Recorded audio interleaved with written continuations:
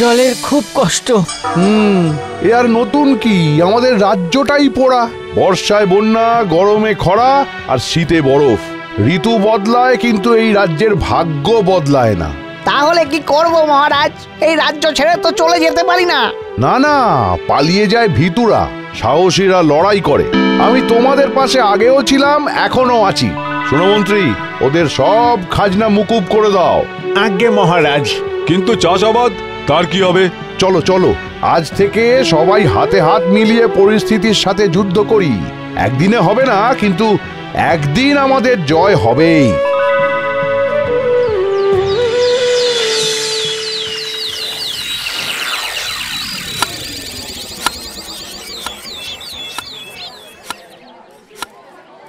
এটা কি করছেন মহারাজ?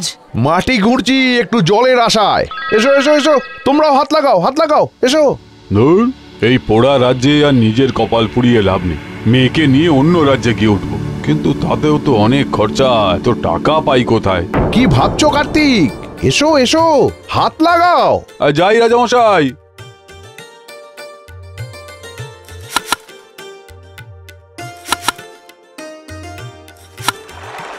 পেয়েছি পেয়েছি, জল পেয়েছি। দেখলে তো, সবাই মিলেমিশে কাজ করলে সাফল্য আসবেই। নাও, কাল সকাল থেকে অল্প অল্প করে এই জল ব্যবহার করে চাষের কাজ শুরু করে দাও তোমরা। আজ্ঞে মহারাজ। কিন্তু মহারাজ, পরের বছর গ্রীষ্মকালে আবার খরা হবে। এই সমস্যার কি কোনো স্থায়ী সমাধান নেই? আছে আছে, সব সমস্যারই সমাধান থাকে, তাকে শুধু খুঁজে বার করতে হয় মন্ত্রী।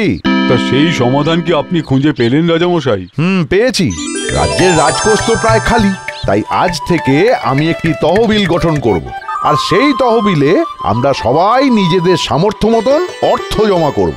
তারপর সেই অর্থ দিয়ে নদীতে তৈরি হবে বাঁধ। বর্ষায় সেই বাঁধের জল ধরে রেখে সারা বছর এই রাজ্যে চাষ হবে। বাহ, এতে বর্ষায় বন্যাও হবে না, আর গরমে খরার ফলে জলের কষ্টও হবে না। জয় মহারাজের জয়, জয় মহারাজের জয়। তহবিল, তার মানে টাকা, অনেক টাকা। এই টাকাই আমার আর টিয়ার ভবিষ্যৎ গড়ে দেবে।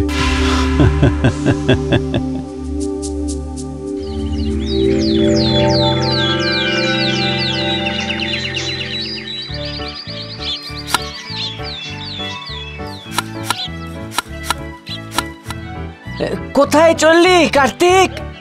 মেয়েটাকে একটু দেখে আসি কাকা।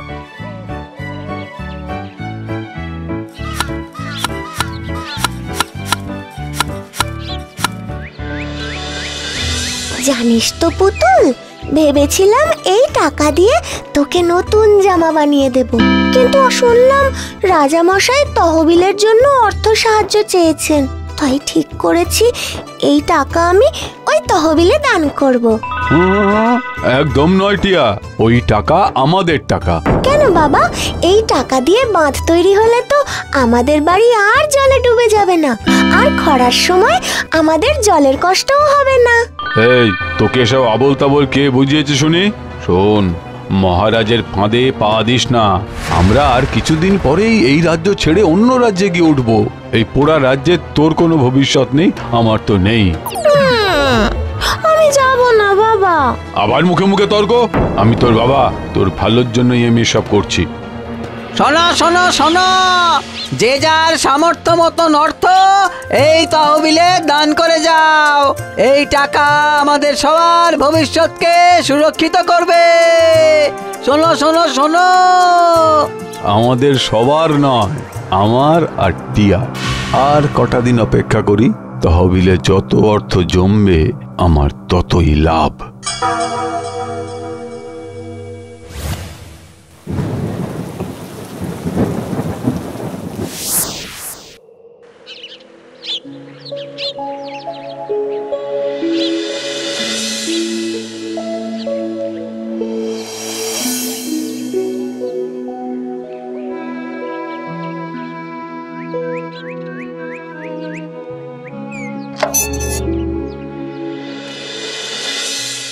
গ্রীষ্ম পেরিয়ে বর্ষা পেরিয়ে এখন শীত।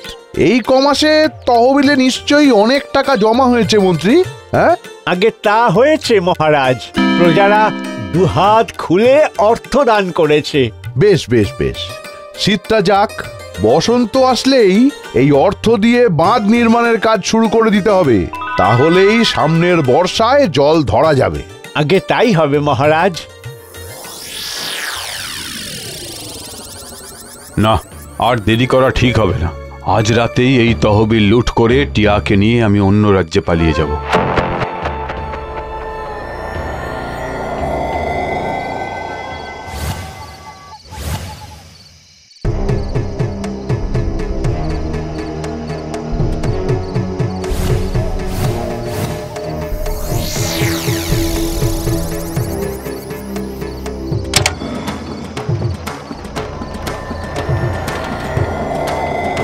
মারে টিয়া মা, আয় আয় আয়, দেখে যা মা, তোর জন্য কি এনেছি। বাবা, বাবা, এটা তুমি কি করলে?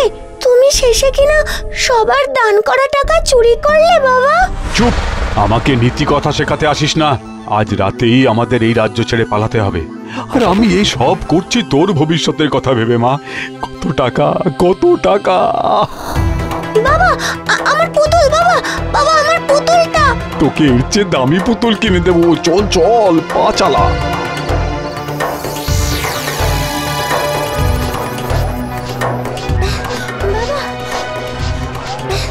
বাবা, বাবা, দাঁড়াও, আর পারছি না, একটু দাঁড়িয়ে যাই। কি ঠান্ডা! বেশি করে গরম জামাও নিয়ে এলাম না যে আমরা। ঠিক বলেছিস, ঠান্ডায় দাঁত কাঁপাটি লেগে যাচ্ছে। কিন্তু এখানে বেশিক্ষণ দাঁড়াতে চলবে না মা। আমাদের আজ রাতের মধ্যে এই রাজ্য ছাড়তে হবে। আমি এই ঠান্ডায় আর থাকতে পারছি না বাবা, আমার খুব কষ্ট হচ্ছে। ওঠ ওঠ ওঠ ওঠ, টিয়া টিয়া, আগুন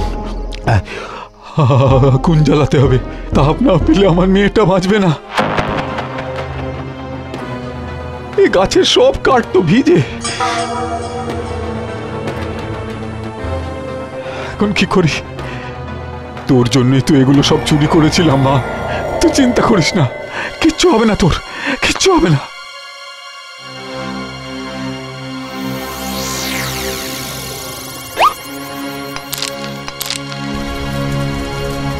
বাবা,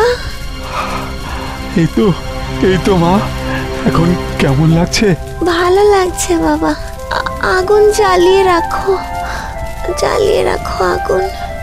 চিন্তা করিস না মা, সারা রাত আগুন জ্বালানোর মতন টাকা আমাদের কাছে আছে।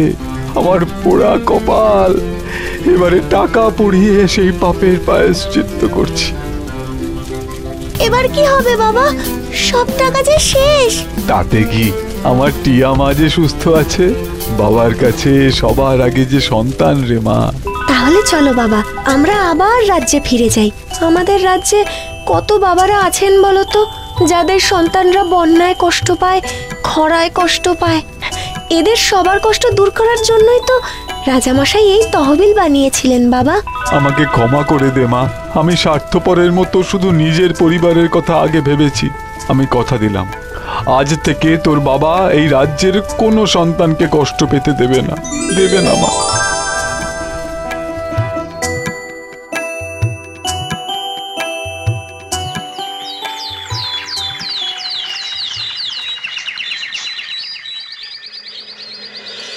আমাকে শাস্তি দিন মহারাজ, আমি ভুল করেছি।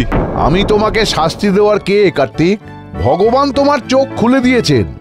আজ থেকে আমি বিনা পারিশ্রমিকে বাঁধ নির্মাণের কাজ করব মহারাজ, কথা দিচ্ছি। গায়ে যত বল আছে সব দিয়ে বাঁধ তৈরি করব।